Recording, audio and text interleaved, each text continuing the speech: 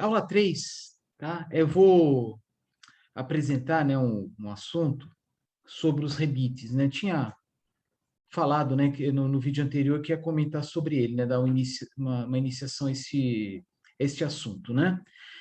Então, assim, como disse no vídeo anterior, né, os rebites são elementos de fixação permanentes, né? E quando eu falo que são elementos de fixação permanentes, caso, né, vamos supor que ocorra aí algum problema de montagem ou erro, né, na sua localização, né, ele só pode ser destruído, tá? Não é que nem os parafusos que pode ser apertados, afrouxados, claro que depende da ocasião, né? Com mais detalhes, vou falar sobre isso depois, acho que no próximo vídeo. E uma coisa muito importante, né? Quando falamos sobre rebites, não falamos apenas sobre seleção adequada do material adequado, mas também falando das suas dimensões dos rebites, e suas, né, localizações, que nem vocês estão vendo aqui o disco de embreagem de um veículo, né, de um automóvel típico, né? Que é um disco de embreagem composto por várias camadas, vários componentes, né? E eles são unidos por rebites. Em geral, os rebites são mais baratos do que os parafusos, né? Então, aqui no caso, se deu prioridade aos rebites, visto que o disco de embreagem é um equipamento que não foi feito para efetuar manutenções, né, reparos. Então, quando ele apresenta algum defeito, simplesmente ele é substituído de uma vez, né, ele é trocado por inteiro. Então, não se fala em reparos, reforma, recondicionamento de discos de embreagem, por exemplo. Então, vocês podem usar isso, né, em várias situações, em geral, né, equipamentos, componentes que não necessitam de manutenção. Tá? Outro exemplo, coifas, mictórios, que são compostos aí por várias chapas de aço dobradas, às vezes soldadas, às vezes, dependendo do ponto, rebitadas. Tá? Recomenda-se, como vocês estão vendo, que os rebites, se eles forem instalados em locais assim, digamos, com distâncias semelhantes, né? Vocês estão vendo aqui que é composto por duas fileiras, né? Interna e externa, e independente da fileira, né, se é interna ou externa, a distância entre eles, as distâncias são as mesmas. Aqui na como se fala, né, concentração externa e na concentração interna. Tá, e vocês estão vendo, né, que, por exemplo, esse rebite aqui, ele está exatamente, né, a linha dele está exatamente no meio da distância, no meio do caminho entre dois rebites internos. Tá? Então, eles são previamente desenhados, né, projetados, claro, né, que faz toda uma simulação, né, pode ser usado aí softwares dos mais diversos para fazer simulações de esforços, de tensões, e a partir daí, por meio dos resultados, né, dos esforços das tensões, determina-se o número de rebites e a localização, né? É como vocês vão ver nos próximos desenhos também. E como disse, por que usar rebite nesse caso? Rebites, né, nesse caso? É porque trata-se de componentes que são insubstituíveis. É que nem, como falei agora, de alguns componentes de aço, como coifas, mictórios, tubulações, tá? Que dependendo da ocasião, né, não há necessidade de uni-los por parafusos, porcas e arruelas. Então, usa-se rebites. Dependendo da situação, a solda é mais barata, né? Mas no caso aqui não se usa solda, né? Se usa rebites, principalmente pelo fato de rebitar, de uni-los materiais diferentes. Então é muito difícil ver alguma situação onde a solda de materiais diferentes. Geralmente solda serve para unir materiais de componentes, né, de mesmos materiais, né? Duas peças de um mesmo tipo de aço, por exemplo, enfim, né? Então, aqui o disco de embreagem é composto por aço, alguns materiais compósitos, também tem, muito antigamente, né, usava até amianto, né, nos discos de embreagem, enfim. E ainda mais, né, que geralmente quando se troca, né, o disco de embreagem, quando necessita efetuar aí uma manutenção profunda como essa, não troca apenas o disco, troca o conjunto inteiro, com o platô, enfim, estou falando isso para quem conhece um pouquinho aí de manutenção mecânica, né? Então, não se troca apenas uma peça como essa, troca algumas peças associadas a ela, tá? Então, é o seguinte, Bom, vamos passar para o próximo. É que vocês estão vendo aqui, né, os dois desenhos aqui, né, dos rebites, né? Geralmente, em desenho mecânico, né, eles sempre são apresentados, né, com simetria, né? Então, muitos desses elementos são, no caso aqui, circulares, né, de rotação, né, sempre são apresentados de uma forma simétrica. Sempre o que constitui embaixo é igual ao de cima, né? Não vou dizer aí não 100%, mas na grande maioria dos casos. Tá? Aqui eu estou mostrando, né, os tipos de rebites, né? Por enquanto, para mostrar só os desenhos, depois mostro as fotos que eu obtive na internet, mais para fins de ilustração. O que eu posso mostrar, né, que são rebites dos mais diversos conceitos, né? Diferença entre o rebite e o parafuso. Vocês estão vendo aqui que essa parte aqui, né, ela é lisa, né? No caso, os parafusos são total ou parcialmente rosqueados. Geralmente os parafusos têm, a maioria deles, né, tem ranhuras, né, na cabeça, né, para aplicar a chave, né, para aperto, desaperto, né, salvo algumas exceções aí, né, são várias exceções. E aí vocês estão vendo as cabeças, né, de formatos diversos, dimensões diversas e as suas aplicações, tá? Por exemplo, aqui, largamente utilizados devido à resistência que oferecem. Então, geralmente, a diferença, eu não vou nem falar dentre os rebites, os modelos diferentes de rebites, mas vou falar, em geral, entre os diferentes modelos de rebites, de porcas, de arruelas, de parafusos, entre outros elementos de fixação, se dá, por exemplo, a questão da resistência mecânica, né? Vou falar de uma forma específica, resistência à tração, à torção, se caso tem aí algum esforço ocasional de tração, torção, cisalhamento, tração, etc., né? Que nem aqui o disco de embreagem, tá? Ele é um disco, né, que é feito para durar, né, apesar de durar para uma boa quilometragem, né, dificilmente ela necessita ser trocada, mas como é um elemento de contato, né, ele entra em contato, né, o que permite a transmissão da rotação, né, entre o virabrequim e a transmissão. Então, devido aí o contato, o desacoplamento, né, ele sofre um pequeno esforço, principalmente de compressão e de torção, tá? Porque, vamos supor, o disco de embreagem em movimento, em rotação, entrando em contato com algum componente que pode estar parado, né? Então, em contato, né, na união, ele pode sofrer pequeno, grande esforço de torção, que isso pode ocasionar aí bom, como eu falei, no esforço de torção em todo o disco de embreagem e transmiti-lo, né, um pouco de cada desse esforço para cada um dos rebites. Então, os rebites vão sofrer, né, cada um deles, pequenos esforços de torção e como eles são acionados nesse disco de embreagem, sempre acionado quando alguém coloca o pé na embreagem, né? Então, tem outro tipo de esforço que é necessário destacar, que é a fadiga. O que é a fadiga? Esforços cíclicos, esforços contínuos, de vai e volta. Então, a gente está acostumado a ver a tração, né? Que é algo, vamos dizer assim, uma forma bem macarrônica, né, bem popular, né? A tração é esticar, né? Compressão é apertar, comprimir, né? Torção, né? Quando uma ponta está numa direção diferente da outra, né? Vamos supor, o horário o anti-horário. Então, assim, a fadiga é quando você faz esforços inversos diversas vezes. Pode ser um esforço pequeno, esforço grande, e pequena quantidade, grande quantidade, esporádico, frequente, enfim, né?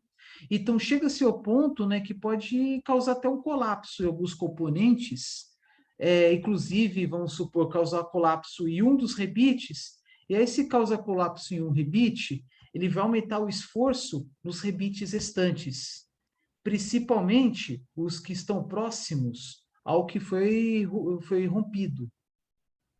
Isso aí pode imaginar qualquer sistema mecânico onde envolva aí dois ou mais elementos de fixação, parafusos, conjunto parafuso parque-arruela, por exemplo, pontos de solda, enfim, né? Rompe um, pode gerar uma reação em cadeia, principalmente nas suas proximidades, causando aí um desacoplamento, né, dos componentes aqui do disco de embreagem, mas até chegar aí, né, já sofreu um grande dano, né, ele ficou aí por causa do movimento, por causa dos esforços são intensos, né, peças são, aí pode ocorrer trincas, enfim, né, aí pode gerar aí uma situação bem complicada, né, e, bom, vou dar um exemplo aí, né? Pode parecer nada a ver, né? Mas é muito interessante. Por exemplo, uma cama elástica, que nas suas tem molas, né, de tração nas suas extremidades. Se romper uma mola, a tendência é o esforço se concentrar nas outras molas, tá? Dividir pelo número menor de molas, e em especial onde está sendo submetido o maior esforço. Pode acontecer, né, do esforço aumentar na região, nas proximidades onde essa mola rompeu. Tá? Nesse caso aqui é a mesma coisa. Vamos voltar aqui. Vocês estão vendo aqui teus diversos desenhos, né? Ah, esqueci de falar, né? A diferença entre eles se dá pela resistência aos esforços mais diversos, depende do material, né? Claro que quanto maior esforço, né, recomenda-se uma maior quantidade de rebites rebites mais robustos, né, de maior diâmetro, por exemplo, ou aplicação de materiais mais resistentes, em vez de usar um aço, por exemplo, usar um bronze, enfim, usar um aço carbono, usa um aço ligado, né, com elemento de liga, talvez aí um manganês, né, um nióbio, enfim, né, talvez aí, não sei se um molibdênio, talvez. Geralmente são materiais mais caros, né? Porque elementos de liga em geral são muito mais caros do que o ferro em si, né? E aí, dependendo da situação, né, não imagino o caso aqui, mas passar por um tratamento térmico ou tratamento superficial, como comentei no vídeo anterior, né? Mas, enfim, isso aí é sempre bom. O resultado final, né, o projeto final, muito antigamente se dava pela tentativa e erro, então demorava-se muito tempo, né, para obter um projeto final, né, plenamente aprovado pela engenharia. Tentativa e erro, quantidade, vai estipulando a quantidade de rebites, de suas dimensões. Mas depois, aí, por meio de simulações, o serviço foi simplificando, né, diminuindo bastante o tempo de engenharia e, por consequência, diminuindo custos da confecção dos protótipos, né?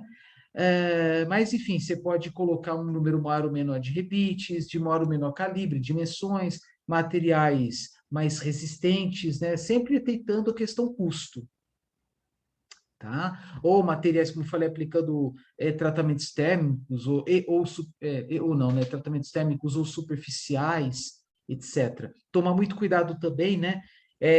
Não efetuar furos, né, nas proximidades das suas bordas. Tá? A mesma coisa, rebite, parafuso, parque arruela. Por quê? Porque se colocar muito próximo às bordas, pode causar uma ruptura, uma trinca, por menor esforço que seja. Então, é bom assim. é, Claro que é interessante, né, aplicar elemento de fixação nas extremidades, né, para segurar uma máxima resistência possível no disco inteiro, tá? Mas se colocasse apenas no meio, nas extremidades a resistência seria menor.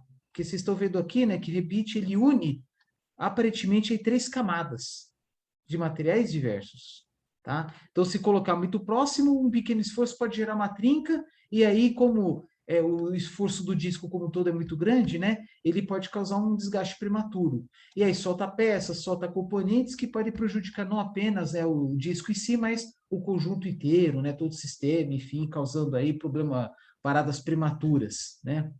Por quê também? Porque o conjunto disco de embreagem platô, além, não é um conjunto barato, mas o pior é que, na prática, a mão de obra é cara. Por quê? Porque o carro fica parado vários dias, geralmente uma manutenção mais difícil, né? Porque o disco de embreagem fica no local assim, um tanto escondido, né? Tanto afastado, né? Que nem trocar pastilha de freio ou trocar filtros e fluidos que são relativamente fáceis, tá? Então, claro, tem que tomar muito cuidado no seu manuseio, no caso específico aqui do disco de embreagem e entre outros componentes veiculares, né? E, bom, basicamente isso, né? Então, atentar, né, às suas localizações, tá? E claro que é fortemente aconselhável sempre usar os rebites, nesse caso aqui, e outros sistemas mecânicos também, rebites, parafusos, né, usar de mesmas dimensões, porque estou vendo aqui que é um elemento rotativo, então, pelo menos na teoria, o esforço é igual para qualquer ponto do disco, tá? Que nem um pneu, tá? Um pneu veicular. Ele não pode ter uma segurança, né, maior em um ponto em detrimento do outro. Qualquer equipamento rotativo, pode ser o disco de embreagem, pode ser as rodas veiculares, geradores eólicos, motores elétricos, turbinas, sempre como eu vou dizer para vocês, né? Os materiais, né, as dimensões têm que ser as mesmas, né, para não ocorrer desbalanceamentos. Então, no caso aqui, os rebites têm que ser das mesmas dimensões, estarem distantes, com distâncias exatamente iguais, tá? Sempre tem que estar em simetria. A simetria é mais importante, para não haver desbalanceamento. O que é o desbalanceamento? Uma variação de carga, uma variação até mesmo de peso, de massa, de um ponto em detrimento a outro. Tá? Então, tem que estar sempre simétrico para não ocorrer desbalanceamento e, por consequência, desgaste prematuro em um ponto. É o que nem fazem nos pneus, né? Que na manutenção preventiva, né, sempre tem lá o alinhamento e balanceamento. Balanceamento é pegar a roda tal, e verificar, né, se precisa colocar algum chumbinho, porque muitas vezes carros passam em buracos, lombadas, guias, enfim, né, que possam causar danos, pequenos danos na roda, leves amassamentos, né? Leves amassados, desculpa. E aí coloca lá um chubinho para procurar aí estar mais balanceado possível. Então, o balanceamento pleno tem que vir de fábrica, de projeto. Bom, agora voltando aos modelos aqui, né? Então, empregos dos mais diversos, né? Que é exemplo, né? Peguei essa tabela de uma apostila do telecurso na área de elementos de máquinas, né? Telecurso de técnico de mecânica, que, de novo, tem links na internet sobre vídeos, aqueles que passam aí na TV, passava antigamente na Globo, acho que passa na TV, não sei se é na TV Escola, enfim, que é do Ministério, acho que é do Ministério da Educação, enfim. Mas até hoje tem, né, o curso, né, do Telecurso 2000, um deles é de mecânica com foco em, inclusive, né, uma das disciplinas elementos de máquinas. Claro que o intuito aqui, né, dar uma abordagem assim mais para engenharia, fazer alguns comentários um pouco mais complexos, na minha opinião, né? Mais complexos sim, para engenharia. Que mais? Por exemplo, aqui, pregados e uniões que não admitem saliências. Aqui vocês estão vendo, né? Quando eu falo não admite saliência, é algo semelhante aos parafusos. Por quê? Porque vocês estão vendo aqui que é uma cabeça trapezoidal, né? Então, a tendência, né, é o que? A cabeça está penetrada no buraco, tá? Desculpa, furo, né? Buraco é fenômeno feio, né? Para engenharia é melhor dizer furo. Então, faz o furo, rebita, mas em situação assim, por exemplo, questões estéticas, ou questão assim de empilhamento, se for caso, então coloca-se uma cabeça trapezoidal, né, para que, ao aplicar o elemento de máquina, por exemplo, aqui no caso do rebite, podemos ser, no caso do parafuso a mesma coisa, você vai aplicá-lo, ele não ficar para fora. De novo, por questão estética ou com alguma situação em que o sistema mecânico deve estar liso, no caso de empilhamento, tá? Aí vocês estão vendo aqui que a cabeça é escariada nesse aqui e nessa aqui. Vocês estão vendo a diferença aí de ângulo, dimensão da cabeça, né? Então, assim, cada caso é um caso, né? Então, por exemplo, recomenda-se que use uma cabeça maior possível, mais larga possível, em uma situação onde a aplicação de carga, de tensão, por exemplo, tração, seja grande. Por exemplo, a cabeça desse rebite, com certeza, admite um esforço um pouco maior que esse aqui. Tá? Porque, da mesma forma que a cabeça do parafuso, a cabeça do rebite, ele consegue se segurar também graças à cabeça, porque a área superficial é maior. Tá? Aí a pressão diminui e, com isso, pode causar menos danos ao material, à superfície. Que nem eu falei na aula anterior, né? Coloco lá uma cabeça maior, a distribuição de carga é maior, né? Então a pressão diminui, causando menos danos ou até mesmo ausência de danos na superfície. Tá? Aí vocês estão vendo aqui, né? Cabeça careada com calota, cabeça tipo panela, empregados em uniões que admitem pequenas saliências. E aqui usado nas uniões com chapas com espessura máxima de 7 milímetros. Bom, a grande maioria das chapas de aço, de alumínio, de cobre, que é, por exemplo, a montagem de coifas, tubulações, mictórios, às vezes mesas, né? Usam chapas bem mais finas que 7. Vocês encontram chapa de 0,6, entre 0,6 e 1 milímetro são os mais comuns, no que chama de caldeiraria leve. Tá? Que caldeiraria pesada são chapas grossas aí para vaso de pressão, caldeiras, por exemplo. Tá? Então, no caso da caldeiraria leve, usa-se chapas bem finas, então, vamos supor, chapa de 1 milímetro, aí une as duas, chapa de 2, então, na união com muito menor do que 7 milímetros no exemplo que eu dei. Tá? Então, aí, tem esse exemplo aqui, cabeça cilíndrica, tem até fenda aqui, ó, na penúltima e na última. Tá? Então, assim, as duas primeiras aqui são uma das mais comuns, né? As outras, acho que as últimas aqui eu não confesso que eu nunca vi pessoalmente, eu não me lembro, não me recordo, né? As mais comuns até onde eu sei são as de cabeça redonda.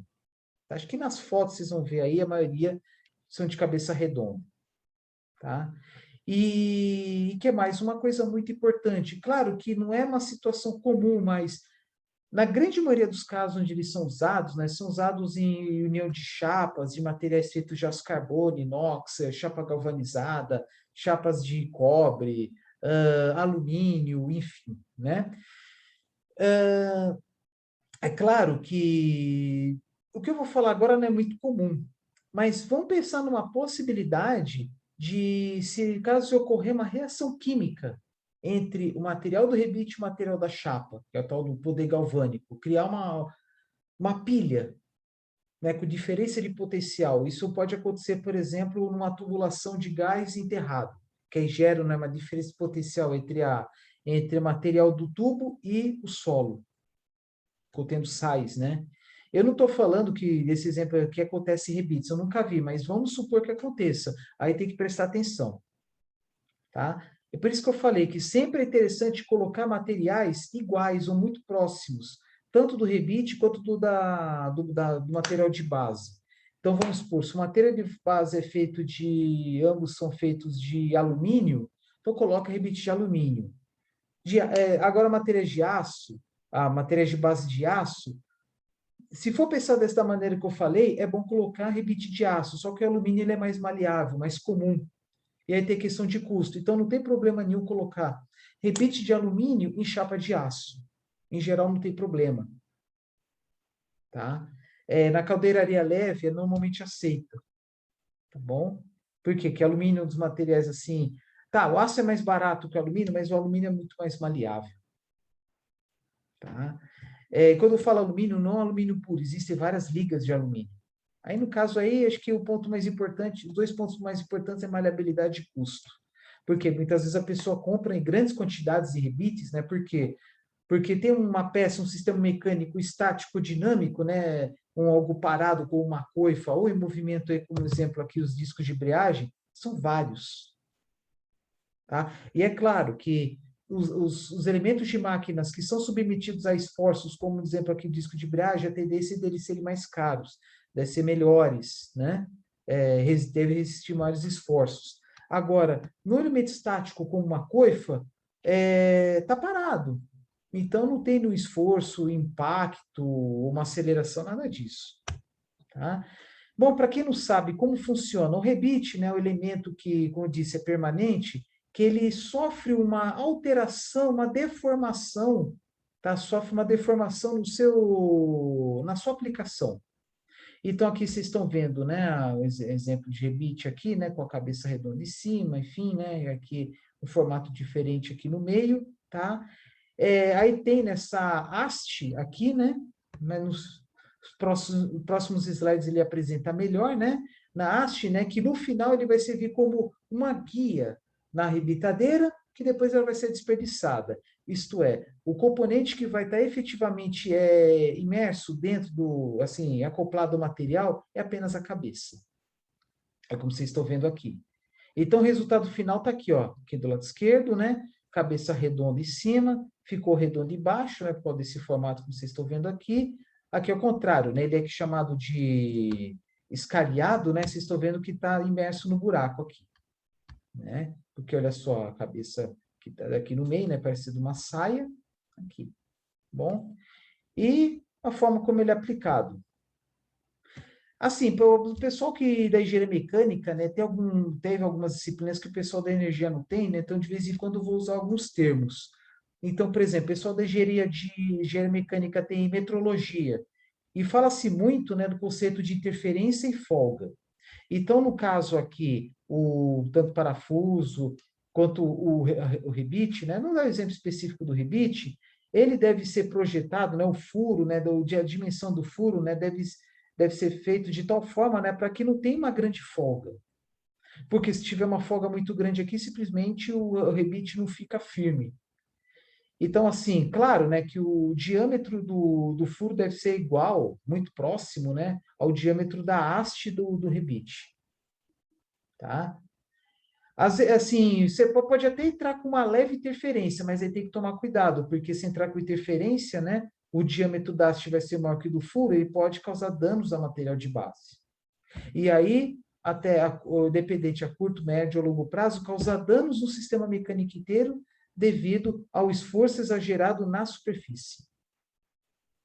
Tá? Porque às vezes, principalmente um equipamento dinâmico, né? Então, o esforço exagerado no buraco pode gerar trincas. Ou pode resistir menos aos esforços que os materiais gêmeos, né? De mesmas dimensões. Isso que se lhe falar, né? Também por questão de custo, recomenda-se fortemente usar rebites, parafusos assim, mais próximos, mais semelhantes da medida do possível. Além do fato, né, de que se usar materiais diferentes, né, a tendência, né, de algum esforço específico se concentrar mais em um elemento mais frágil.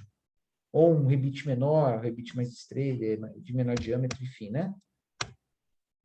Aqui, como comentei, né, é imprescindível uma distribuição adequada, né, do caso dos rebites, né? Aqui são apenas alguns dos exemplos, dos formatos. Aqui dando exemplo, né, de rebite aplicado em 3 camadas, né, em três materiais, tá? E como disse, pode usar materiais diferentes, pode ser, por exemplo, alumínio com aço, que aí não tem problema nenhum. Tá? Que é algo que já seria mais complicado se fosse solda. Tá? Mais para frente explico melhor. Aqui vocês estão vendo a distribuição dos furos, né? Para que tenha um mínimo de sobrecarregamento de carga em determinados elementos. A não ser que aplique um esforço específico mais próximo a algum ponto, aí é inevitável. Aí vamos supor uma peça como essa, a aplicação de carga aqui embaixo, vai embaixo à esquerda. Aí, nesse caso, justificaria um rebite maior, ou um parafuso maior, ou um elemento mais grosso, enfim, né? Um material mais resistente. Mas, geralmente, evita-se uma distribuição irregular de cargas. Tá? Bom, aqui é outro exemplo, né, de distribuição regular dos rebites. Tá? Estão vendo aqui as distâncias, né? Aqui as linhas as linhas centrais dos furos aqui são paralelas, não há uma aproximação, enfim. Tá? Deve ser procurar a maior simetria possível. Então, como é que você aplica um rebite? O procedimento ele é igual em um certo ponto, até um certo ponto é igual ao parafuso. Primeiro, você tem que fazer uma análise, né, do sistema mecânico como um todo e verificar onde ele é realmente necessário, onde é realmente necessário aplicar. Tá? De novo, evitar o máximo de aplicar nas bordas e evitar o máximo de aplicar apenas no meio, senão vai ter aí o desamparo, né, das bordas, pode causar aí um descolamento, né, dos materiais das chapas aqui no caso, enfim, né? E também, se colocar apenas no meio, né, a aplicação de carga vai ficar irregular, né? Então, assim, quando fala preparação do material, é limpeza, às vezes um lixamento, um polimento, né, um preparo, assim, uma outra coisa que se fala, né, na metrologia, né, tem a questão da retilinidade. que é o quão reto, né? Ou planicidade, tem a planicidade também, né? Retilinidade é em 2D, planicidade em 3D. Não, falei besteira, né? Retilinidade e linha, né? Planicidade é um plano. Quão retos ou quão planos possíveis estão esses elementos geométricos, né? Então, assim, não pode estar abaulados, sinuosos, enfim, né? Então, tem que estar mais planos na medida do possível. Às vezes, você consegue uma planicidade ou retilinidade apenas com limpeza, ou dar uma lixada, às vezes uma polida, ou caso mais extremo, retífica, tá? Enfim, preparar o material para aplicação de um elemento permanente, porque depois de aplicar já era, não tem como desmontar, tá? Às vezes o material está sujo, então aplica lá detergente para tirar gordura, às vezes até o suor, a gordura dos dedos, né? Enfim, na hora de fazer o furo, né, limpar o cavaco, né, que sobra, né? Tirar as rebarbas, né? Porque quando faz o furo fica lá sobressalente, né? Fica solto o cavaco que não se desmembrou do material de base, né? Então ficam umas pontinhas, né, nas bordas dos furos, né? Então às vezes tem que passar uma lixa, tá? Ou colocar a furadeira e dar uma baulada, se dá ficar algo sinuoso, fazer um movimento rotativo, movimento sinuoso exatamente para tirar, mas tomar cuidado para o furo não ficar muito largo, tá? Então, prepara-se o material, mas antes disso, né, fazer todo o projeto, dimensões, o desenho mecânico, tá? Para verificar onde ele deve ser aplicado, ou até mesmo fazer como é que se fala? Uma simulação computacional, uma modelagem, né? Eu tenho os softwares os mais diversos, como ANSYS, né? E que permite fazer simulação do sistema mecânico, né? Dependendo dos esforços aplicados. Tá? E dependendo também da espessura dos materiais de base. Tá? Então, antes da engenharia, aí tem a primeira engenharia e depois aí a preparação do material. Alinhamento das chapas, né? Para que eles não fiquem tortos, ou vamos supor, né? Que tem alguma pedrinha no meio do caminho, né? No meio da chapa, e pode causar o desalinhamento, né? Então, fazer de uma forma tal que fique totalmente alinhado, totalmente paralelos, né? Aí a preparação dos rebites, né? Faltou colocar aqui, né? Fazer os furos, né? Acho que fazendo os furos já faz parte da preparação do material, né? Preparar os rebites, depois rebita. Tá? Como é que vai para rebitar? Daqui a pouco eu mostro as ilustrações. Problemas que podem acontecer. Furos fora do eixo. Tá? Então, assim, é muito comum um furo muito grande, um rebite, né? A haste muito pequena, né? Então, aí o rebite fica torto, pode ficar torto, ou começar a dar uma dançada, né, por falta de estrutura, falta de estabilidade. Chapas mal encostadas, tá? Às vezes você consegue rebitar bem de um lado e não consegue rebitar bem do outro, às vezes por causa de rebarbas. Diâmetro do furo muito maior que do rebite, tá? Já falei. Aquecimento excessivo do rebite, porque a maioria dos rebites, né, são aplicados a frio. Tem lá, rebitadeira, por exemplo, rebitadeira manual, aí você aplica o esforço, né, sem necessitar de aquecer o rebite, né, porque, teoricamente, né, ao aquecê-lo, né, ele fica mais maleável, mais fácil de mexer. Mas no caso aí, da grande maioria dos casos, são rebitadeiras manuais, tá?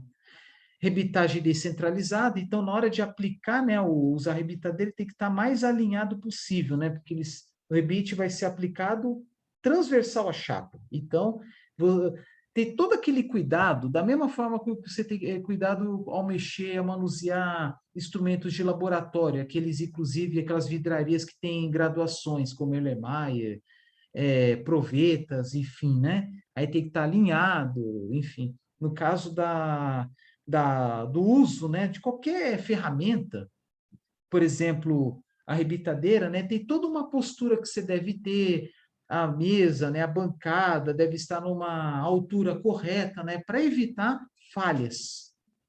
Falha para furar, falha para rebitar, até mesmo falha para preparar o material. Então, tem toda uma postura que você deve ter para que eu faça o manuseio correto da ferramenta. Rebitagem descentralizada, mau uso das ferramentas para fazer a cabeça, né? A cabeça seria isso aqui, né?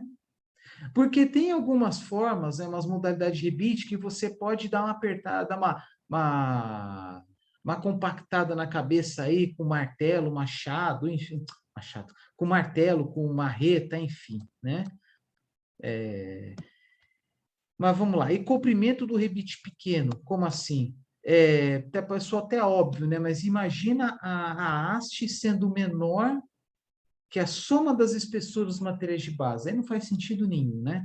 Aí é claro que não vai fixar, porque o rebite é composto pela cabeça, né? Fixar por cima e, por final, fixar por baixo também. Então, o que acontece? Os mais comuns, né, são esses rebites aqui que eu estou apontando. Então, você vai, tem lá a rebitadeira, você vai inserir o rebite na rebitadeira, né, pela haste, né, tem furos, né, desculpa, um furo, mas geralmente num dos braços da rebitadeira tem alguns padrões de furos, né, tipo uma peça com rosca, tá, com furos de diferentes diâmetros. Aí existem, né, os rebites cujas hastes possuem diferentes diâmetros. Quanto maior o diâmetro, maior a resistência necessária, né? Então, o que acontece? Tem lá a rebitadeira, você enfia nessa haste no furo, né, da rebitadeira e você coloca a cabeça do rebite no furo do material de base, tá? Isto é, tem por exemplo, a chapa, essa cabeça aqui fica para baixo, dentro do furo do material de base, e a haste, que é mais fina, ela fica dentro da rebitadeira. E aí você vai aplicando um esforço, de certa forma, em que esta cabeça aqui, ela continua, né, na parte de cima da chapa superior. E à medida que você vai aplicando golpes, né, com a mão mesmo, né, fazendo um esforço assim, né, a tendência essa cabeça, ela amassar, desculpa, não a parte de cima aqui, mas a parte de baixo, a tendência é amassar, é comprimir, ao comprimir, ela vai formando uma outra cabeça. Até ficar essa dimensão, porque antes é apenas o rebite, né? Antes de aplicar, né, o esforço, só tinha essa cabeça e aqui era tudo liso, como nesse caso aqui. E à medida que vai aplicando esforço, principalmente assim, do meio para baixo, com esforço, ele vai formando uma cabeça inferior, que é o que aparece aqui, porque aplicando esforço, o que era uma haste fina e longa, vai tornando, não uma haste, desculpa, mas o que era fino e longo vai tornando estreito e largo, formando uma cabeça inferior. É assim que o rebite funciona. Isto é, tem uma cabeça em cima, uma cabeça embaixo, certamente com diâmetros superiores, muito superiores ao do furo, e muito superior ao do furo, o suficiente, né, para resistir, se for o caso, a esforços, e quanto mais largo, né, quanto maior o diâmetro, maior a resistência ao esforço aplicado. Mas muitas vezes, né, nem esforço tem, né, apenas para fixação. E, de novo, por que não usa parafuso? Em alguns casos, não é necessário. Primeiro que o rebite, em geral, por unidade é bem mais barato que o parafuso. E o parafuso só serve assim para manutenções frequentes. Tá? Caso precise trocar alguma peça, algum componente. Então, de novo, a cabeça, a parte de cima está aqui. E aí, essa parte aqui, da metade para baixo, da cabeça dessa parte aqui do rebite, ela vai sendo amassada, formando uma cabeça nova, né? E aí, à medida que vai aplicando esforço, até chegar ao final, essa haste se descola do resto do rebite e ela é desperdiçada. Existe também o uso de rebites fora da mecânica. Como, por exemplo, aqui embaixo, né, o que leva a crer, né, que deu a entender, são rebites também, mas usados na confecção. Calça jeans, por exemplo, também tem rebite, né, uma peça geralmente metálica perto do bolso. Tá? Então, para montagem de botões, enfim. Tá? Então, também tem o termo rebite usado aí no artesanato, na confecção, tá bom? Aqui um exemplo diferente aqui de rebite, né? Só para fins de ilustração. E aquele como ele é mostrado, né? Como ele é utilizado, né? Então, tem aqui essa parte aqui mais grossa, né? Do rebite, que ela é aplicada no furo. E aí, aplica-se o movimento, né? De compressão, aplica-se o movimento na rebitadeira, em que força essa parte aqui a comprimir até formar essa cabeça.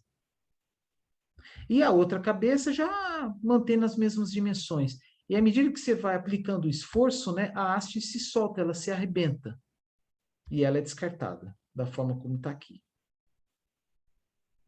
Tá? Vamos lá.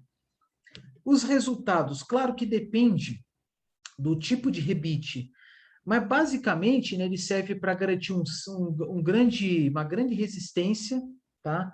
Na união de dois ou mais materiais de base. Tá? Como isso aqui, vocês estão vendo aqui, por exemplo, da esquerda a esquerda superior, né?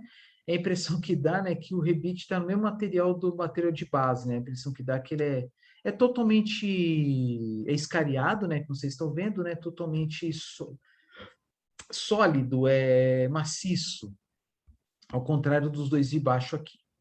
Tá? Mas são apenas diferenças entre eles aqui. Então, esse aqui desse desenho, né, que é o mais comum, né, do rebite mais comum, que é esse aqui. Tá? Então, o que desperdiça, né? A haste, né, essa cabeça aqui, ela mantém, né, fechando o que seria, né? Imagina se tivesse um furo, né? Quer dizer, tem um furo, né? O rebite fica no furo, e aí se essa ponta aqui fosse desperdiçada, ia ficar um furinho, né? Acho que não é tão conveniente assim disso acontecer. Então, talvez aí algo mais próximo a esse aqui, né? Os rebites mais comuns. Esse usado em mecânica leve, de oficina, em pequenas oficinas. Tá? Vamos lá. A rebitadeira mais comum, essa aqui do lado esquerdo superior, né? Não é tão caro, tá? É manual. Você consegue aplicar, né? Você consegue fechar, né? Concluir o serviço depois de 2, talvez 3 vezes que faz esse movimento aqui. Vocês estão vendo aqui que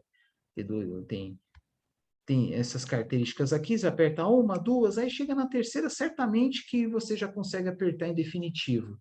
Aí vocês estão vendo aqui que tem 3 gabaritos, né, diferentes de furos, né, no final 4, né, porque tem 1, 2, 3, 4. A diferença entre eles é o diâmetro do furo. Tá? Tem rebites mais finos, outros rebites mais grossos. O resto aqui uso mais frequente, né? Que nem a parafusadeira, né? Por exemplo, aqui montar móveis, né? Parafusadeira é bem mais prático do que usar a chave manual, né? Então, podemos pensar a mesma coisa no caso dos rebites. Aqui, todos os exemplos aí de aplicação mais frequente, tá? E assim por diante. Esse último aqui é pneumático, tá bom? Aí podemos pensar em materiais de base mais grossos, algumas situações que devem oferecer uma resistência maior. Aqui exemplos de rebites, né? Uma estrutura civil, desculpa, não sei o que seria, uma cobertura aí, enfim. E esse aqui é uma estrutura mais antiga, de pontes mais antigas, tá? Pontes, por exemplo, outra estrutura metálica, essa das mais antigas, tá? Mas aqui tem parafuso, tá? Mas vamos pensar nesse aqui de baixo. Esse aqui de baixo são rebites. Rebites, esse aqui tudo leva a crer que são parafusos. Aí, ó, com certeza parafuso aqui, ó. Tá? Como tinha comentado anteriormente, né? Rebite é uma coisa simples, assim, na mecânica leve, você usa rebite com uma quantidade que vai muito pela conveniência, muito por dedução. Então, você vai montar lá uma coifa. Você não pode abusar e usar uma quantidade muito pequena de rebite. Você vai usar uma certa quantidade, mantendo mais ou menos as mesmas distâncias, pelo mesmo motivo que eu falei agora há pouco, né? Para que não tenha aí sobrecarregamento de esforços em determinados pontos. Tá? Mas eu encontrei esse catálogo aqui, por exemplo, que eu achei bem bacana, né? Que ele mostra as dimensões, né? Como, por exemplo, aqui, 3,2 milímetros, né? A dimensão da cabeça do rebite, né? Que é essa parte aqui mais grossa. Aqui. Essa aqui. E certamente, para encaixar, né? O furo tem que ter a dimensão praticamente igual. Aí colocou uma dimensão do furo, isso aqui é uma broca de furadeira, né? De 3,2 para 3,3, isto é, uma diferença de 0,1 milímetro. Então, não é bom ter interferência, isto é, não é bom ter um furo menor, senão pode amassar a matéria de base, mas também não pode ter uma diferença muito grande, senão não vai ter efetividade o rebite, né? Porque vocês estão vendo aqui, né, que o rebite, né, ele deve encostar com o material de base aqui na lateral também, para ter uma boa distribuição de carga, né? Uma grande resistência aos esforços. E também porque, por algum motivo, né, se o rebite ficar dançando dentro do furo, ele pode causar desgaste prematuro. O que mais? O caso extremo aqui, 6,4, 6,5, né, todos eles com uma diferença apenas de 0,1 milímetro, tá, de folga. Aqui seus códigos, aqui as dimensões aqui da altura da cabeça, espessura mínima e máxima da chapa, tá? Da mesma forma que você não pode ter, lógico, a haste menor que a espessura da chapa, né? Senão não faz seu trabalho, né? Também não pode ter um rebite muito grande por uma soma das espessuras das chapas muito pequenas, tá? Senão você não consegue rebitar, porque você tem que garantir, fazer um esforço para amassar o rebite aqui. Então, você não pode colocar um rebite muito grande. Tá? Senão, você vai fazendo esforço, vai ficar o negócio sobrando. Tá? Às vezes é necessário que a cabeça não seja muito grande. Tá? Além da questão estética, mas cada caso é um caso. O que mais? Aí de outras dimensões aqui. Isso aqui é interessante. Na penúltima coluna, o esforço máximo de cisalhamento, que é natural, né? Principalmente quando há algum movimento, né? Esforços aí sentidos inversos. E aqui, tração, tá? Então, claro, né? Quanto maior o rebite, maior o esforço. E aqui está em quilograma-força. Tá? Que mais? Bom, vou parar por aqui. Então, rebites, de novo, né? São elementos que são relativamente baratos, tá? De fixação permanente. E aí, se for, por exemplo, para quebrá-lo, né? Ou furando, ou tacando um machado, uma ação, enfim, né? É um trabalho desgastante, demorado, chato e pode causar aí até defeito no material de base. Ainda mais se tratando de uma situação de estética essencial, além de ficar exposto o furo. Tá? É muito difícil de usar, por exemplo, esses elementos aí, rebites, né, em vasos de pressão, tá? Em tanques, tá? Não é muito comum. Só é comum assim, caso, né, quando tem o tanque, né, quando você precisa colocar dois ou mais materiais de base, né, duas ou mais camadas. Aí é inevitável, tem que usar o rebite, né, mas apenas para unir as chapas, não para conectar, por exemplo, o material do tanque com flange ou com rosco, com alguma coisa aí, com algum outro material. Ah, não sei o que é flange, mas para frente vocês vão ver o que é flange.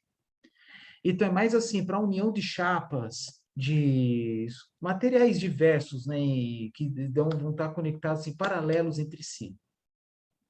Tá?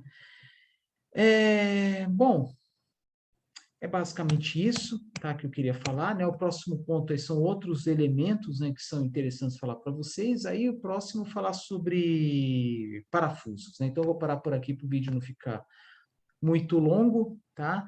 Só reforçando, né? Algumas informações eu peguei do material Telecurso 2000, outros peguei na internet, como aquela tabela que é de um fornecedor, né? Por isso que eu fiz questão de colocar referência bibliográfica. Agora, a maioria das fotos, das ilustrações, eu não estou colocando, né, referência, porque é mais para fins de ilustração, né? Então, vocês buscarem lá, vocês encontram na internet. Eu já admito, né? Peguei na internet mesmo. Só para enriquecer um pouco aí as aulas, né, a apresentação. Bom, falei demais, tá? Então, até o próximo vídeo.